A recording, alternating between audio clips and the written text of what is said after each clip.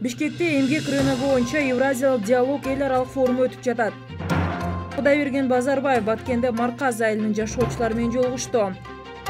Бишкекте 550 окуучуга ылайыкталган номер 75 мектеп лицейинин ачылышы болду. Кыргызстанга акыркы 7 күндө 3,5 миң россиялык келди. Баткенде талкаланган үйлөр тазаланып, курулушка даярдалууда. Кыргызстанда кинологиялык бөлүмдөрдүн арасында биринчи көп түрдүү мелдештер өтүүдө. Министрлер кабинети төрагасы Акылбек Жапаров эмгек рыногу боюнча Евразиялык диалог эл аралык форумуна катышты. Министрлер кабинетинин башчысы Кыргызстандын Евразиялык экономикалык биримдигине төрагалыгы алкагындагы бул иш-чаранын маанилүүлүгүн жана өз учурунда өтүп жаткандыгын белгиледи. Акылбек Жапаров бул форум пикир алмашуучу, интеграциялык максаттарды ишке ашырууда жетишилген ийгиликтерди өлчөп туруучу, жыл сайын өтүүчү аянтча болуп калаарына ишенимин билдирди. Иш-чаранын жыйынтыгында эл аралык форум катышуучуларынын сунуштары жана демилгелеринин негизинде иштелип чыккан резолюцияны кабыл алуу пландалууда. Эмгек, социалдык камсыздоо жана миграция министри Кудайберген Базарбаев Кадамжай районунда убактылуу жайгашуу борборунда эвакуацияланган чек арага жакын жайгашкан Марказ айылынын жашоочулары менен жолугушту. Ведомстводон билдиргендей, жолугушуунун жүрүшүнө министр Кадамжай районунда министрликтин багыты боюнча 15 тонна ун келип түшкөн. Ошондой эле кийим, бут кийим жана башка керектүү буюмдар түрүндө гуманитардык жардам берилгендигин айтты.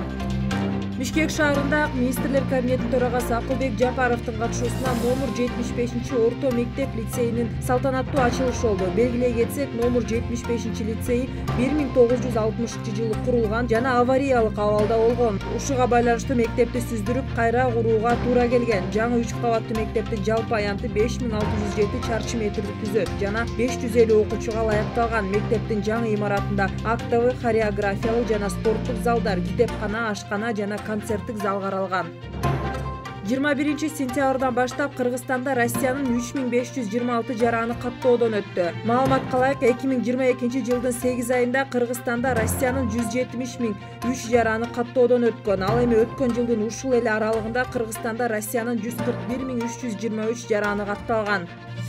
Баткенде талкаланган үйлөр тазаланып, курулушка даярдалууда. Маалыматка ылайык, Баткен районунун Аксай жана Лейлектин Кулунду, Жаңы Жер айыл аймактарына караштуу айылдарда талкаланган үйлөрдү бузуп, тазалоо иштерине өзгөчө кырдаалдар министрлигинин областтык башкармалыктарынын, райондук бөлүмдөрдүн өздүк курамы тартылды. Учурда алар 2022 жылдын 26 сентябрдан тарта кыргыз-тажик куралдуу кагылышуусунан улам жашоого жараксыз болуп калган үйлөрдү бузуп тазалап жатышат.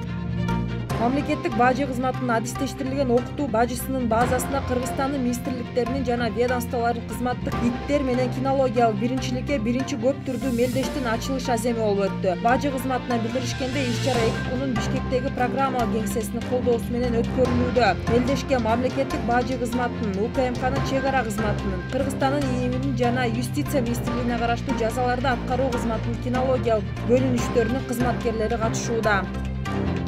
Бишкекте жакында VIP маршруттук таксилер пайда болот. Бул тууралуу ЖКнын транспорт коммуникациялар, архитектура жана курулуш боюнча комитетинин жыйынында Бишкек мэриясынын транспорт жана жол транспорттук инфратүзүмдөрдү өнүктүрүү департаментинин директору Максат Мусувалиев билдирди. Анын айтымында, учурда долбоор макулдашуу этабында жана жакын арада Бишкек шаардык кеңешинин кароосуна сунушталат.